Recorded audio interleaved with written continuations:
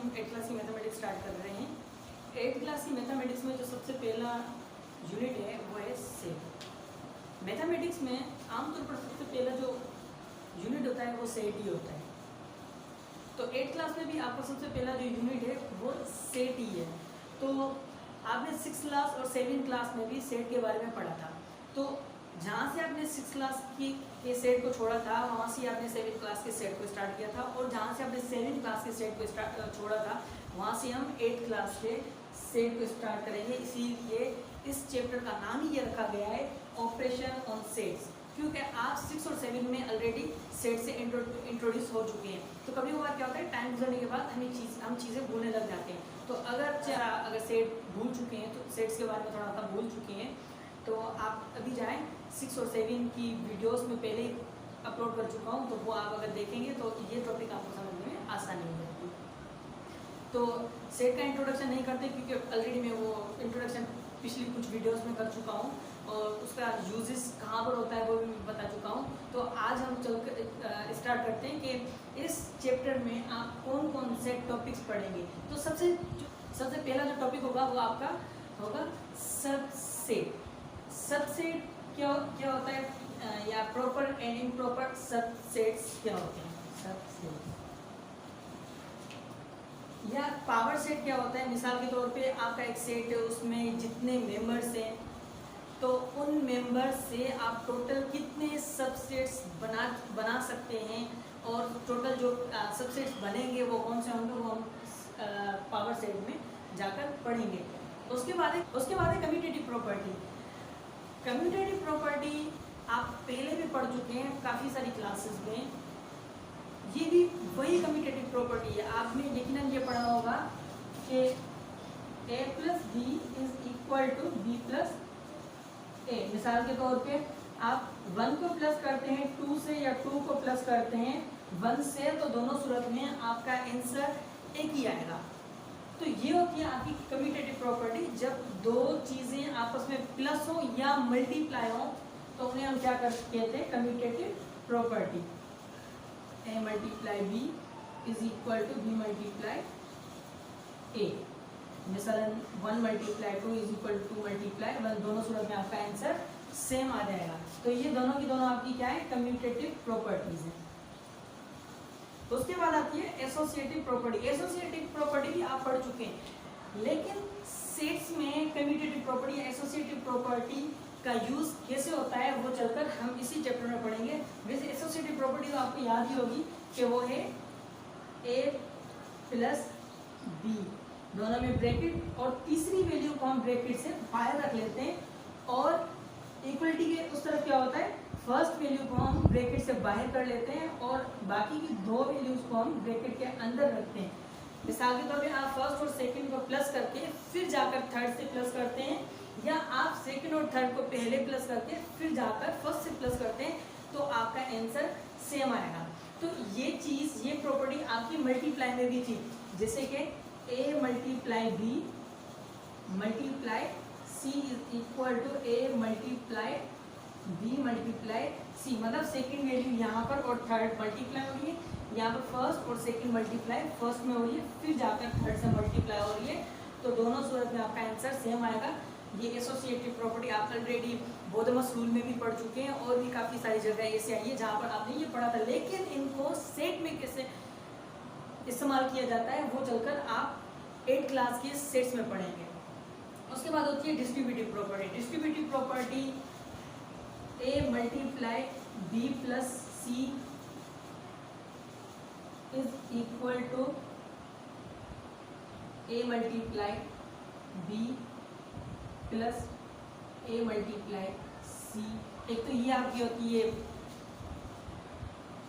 Distributive property, ये होती है आपकी डिस्ट्रीब्यूटिव प्रॉपर्टी।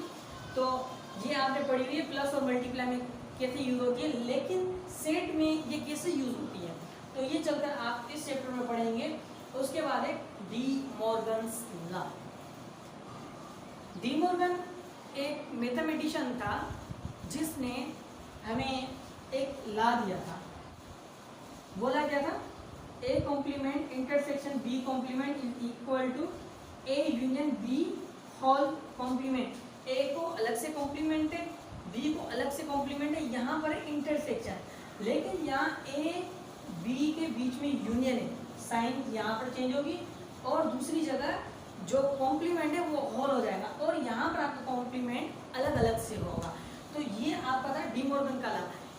डी मॉर्गन ने टोटल 2 लॉ दिए थे, एक तो ये था और दूसरा क्या था, A complement union B complement is equal to A intersection B whole complement. यहाँ पर भी देखें कोई फर्क नहीं आया, सिर्फ और सिर्फ बीच साइन ने अपनी जगह एक्सचेंज की है और कोई सा भी फर्क यहाँ पर नहीं आया। उसके बाद वेन डायग्राम, एक मैथमेटिशियन था जिसका नाम था वेन, का पूरा नाम जॉन वेन था। इसने हमें ग्राफिकली सेट को रिप्रेजेंट करने का एक तरीका बताया था। उस तरीके को ही हम जो है वेन डायग्राम कहते हैं। वो क्या था, वो भी जाकर हम इस चैप्टर के लास्ट टॉपिक में पढ़ेंगे, जो क्या था, वेन डायग्राम। तो ये तो हो गया आपके फर्स्ट चैप्टर का इंट्रोडक्शन। तो हम इस चैप्टर की स्टार्ट अपने पहले टॉपिक से करते हैं। पहला टॉपिक हमारा क्या था, सबसेट या उसकी type, proper and improper subset. तो इस चैप्टर का जो हम सबसे पहला टॉपिक पढ़ेंगे वो है सबसेट।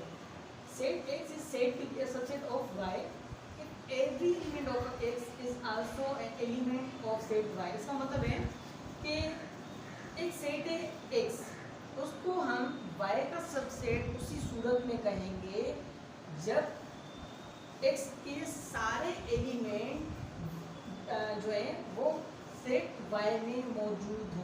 तो हम कहेंगे कि X जो है वो Y का सबसेट है, ये सबसेट की सिंबल है, ठीक है। तो मिसाल के तौर पे एक सेट है हमारा X, तो क्या है 1 2 3, लेकिन हमारा Y सेट है वो है 1 2 3 4। तो यहाँ पे आप देखें X में जितने भी एलिमेंट्स हैं वो एलिमेंट्स Y में मौजूद हैं। तो मतलब देखा जाए तो X जो हमारा सेट है वो दरअसल Y में से ही निकला है। तो X क्या हो गया, वो हो गया सब किसी भी ऐसी चीज़ को कहते हैं जो दूसरी चीज़ पे डिपेंडेंट हो, मतलब किसी दूसरी चीज़ में से निकली हो, ठीक है। मिसाल के तौर पे आपकी फैमिली है, उसमें आप क्या हो, अपनी फैमिली के एक सबसेट हो, या आप अपनी क्लास के क्या हो, एक सबसेट हो, या आपकी क्लास आपके स्कूल की क्या है, वो सबसेट है, क्योंकि आपकी क्लास आपके स्कूल में से ही निकली है ना। तो आपकी क्लास क्या हो गई, आपके स्कूल की एक सबसेट हो गई। तो ये था आपका सबसेट, मतलब कि कोई भी ऐसा सेट, ऐसे 2 सेट जिसमें एक सेट हो, कोई सा भी आप नाम दे दो, ए दूसरा हो बी, तो ए के सारे एलिमेंट बी में मौजूद हों तो हम क्या कहेंगे, A is the subset of B. जैसा कि मैंने आपको एक एग्जांपल दी, तो मैं यहाँ पे एक और एग्जांपल देता हूँ। मिसाल के तौर पे एक सेट है सी,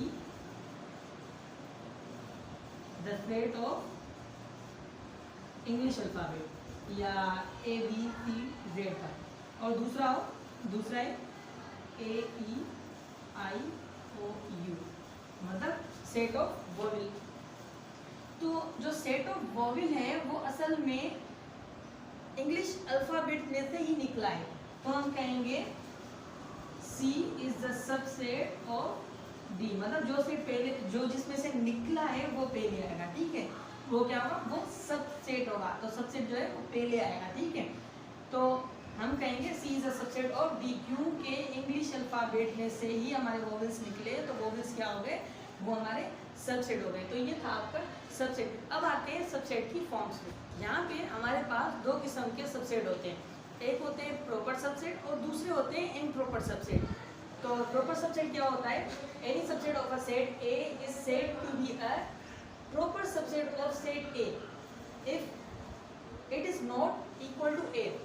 हम उसी सूरत में किसी भी सेट को सबसेट कहेंगे जब वो सेट A में से तो निकला हो लेकिन A जितना नहीं हो। मसलन एक सेट है हमारे पास A, वो क्या है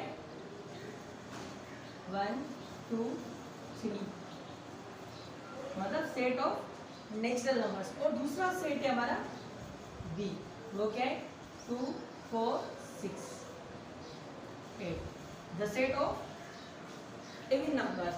तो एविन नंबर आपके नेचुरल नंबर में से ही निकला है, लेकिन एविन नंबर कभी भी नेचुरल नंबर का मुकाबला नहीं कर सकते।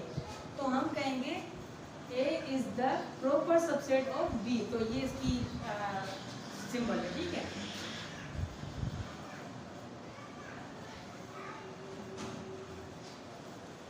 तो ये क्या है इसकी सिंबल, ये C जैसी नहीं होती है, C से थोड़ी सी ये मुख्तलिफ होती है। तो ये क्या है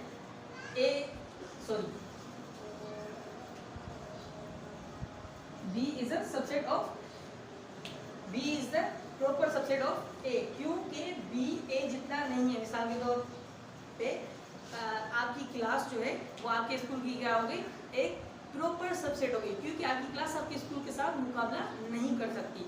या आप अपनी फैमिली के क्या थे, सबसेट थे ना, लेकिन कौन सा सबसेट हो, आप हो प्रॉपर सबसेट, क्योंकि आप अपनी फैमिली का मुकाबला नहीं कर सकते। You are the proper subset of your family. उसके बाद है improper subset. Let A be a subset of B. The set A is said to be an improper subset of B if A is equal to B. अब A किसी set में से निकला है, लेकिन A उसी सेट जितना है जिसमें से वो निकला है, तो हम क्या कहेंगे कि A जो है वो B का इम्प्रॉपर सबसेट है। मतलब जब A और B आपस में इक्वल हो जाए तो वो क्या होगा, वो एक इम्प्रॉपर सबसेट होगा। मिसाल के तौर पे एक सेट है B, वो क्या है 1 2 3 4, लेकिन इसमें हम एक और सेट निकालते हैं 4 3 2 1। तो ये सेट देखें, ये इसी में से ही निकला है और ये इसके बराबर ही है। तो हम क्या कहेंगे, A is the improper subset of B। Proper subset और इम्प्रॉपर सबसेट की एक ही सिंबल होती है। तो ये था आपका आज का पहला